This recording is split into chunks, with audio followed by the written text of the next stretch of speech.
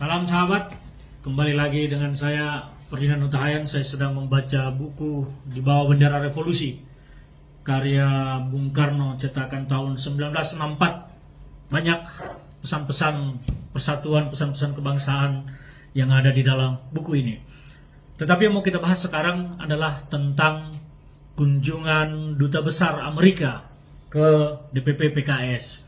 Pertanyaan pertama, ada apa Duta Besar Amerika ini harus mengunjungi DPP PKS setelah juga pada saat G20 di Bali waktu itu, Duta Besar ini juga kalau tidak salah menyempatkan diri secara khusus bertemu dengan Anies Baswedan. Saya melihat ada gerakan politik yang dilakukan oleh Amerika di negara kita ini dengan intensnya Duta Besar melakukan gerakan-gerakan pertemuan dengan kalangan politik. Padahal kalau kita mau melihat sesungguhnya Duta Besar dan Kedutaan Besar itu adalah perpanjangan tangan pemerintah, bukan perpanjangan partai politik yang berkuasa, tetapi adalah perpanjangan tangan pemerintah. Artinya apa? Yang dilakukan oleh Kedubes Amerika berkunjung ke orang-orang atau partai politik di negara ini tentu adalah atas perintah dari Amerika Serikat, dari pimpinannya di sana. Nah, apa yang mereka lakukan? Ini yang menarik kita cermati. Benarkah Anies Baswedan ini hanya adalah boneka Amerika Serikat?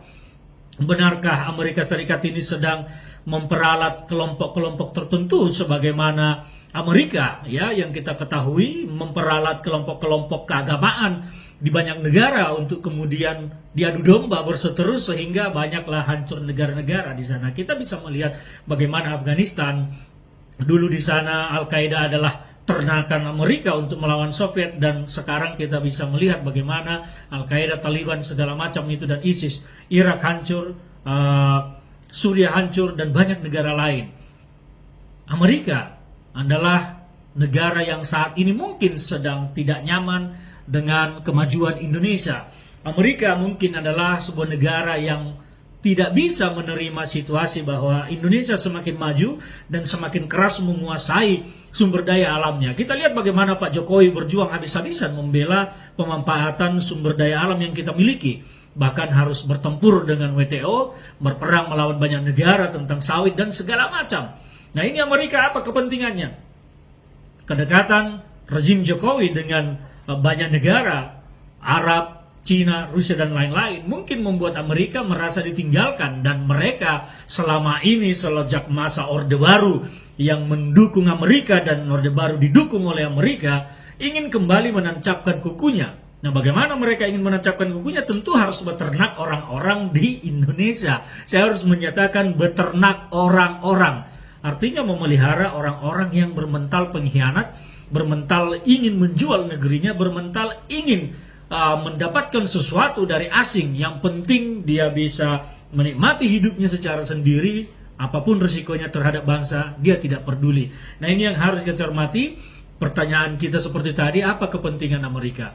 Hati-hatilah, pesan saya kepada seluruh anak bangsa, waspada, hati-hati dengan gerakan politik negara-negara luar, negara-negara asing yang memanfaatkan anak-anak bangsa untuk saling berseteru.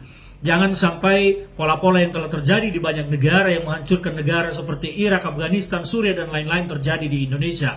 Mereka selalu memperalat kelompok-kelompok keagamaan karena ini adalah isu yang paling mudah dibenturkan karena sensitivitasnya sangat tinggi untuk dibenturkan. Hati-hatilah, saya berharap kepada para pemuka-pemuka agama, kepada tokoh-tokoh bangsa dan kepada orang-orang tua untuk mengedukasi anak-anaknya menghindari politik identitas, menghindari membawa-bawa isu agama terhadap politik, menghindari perpecahan karena isu agama.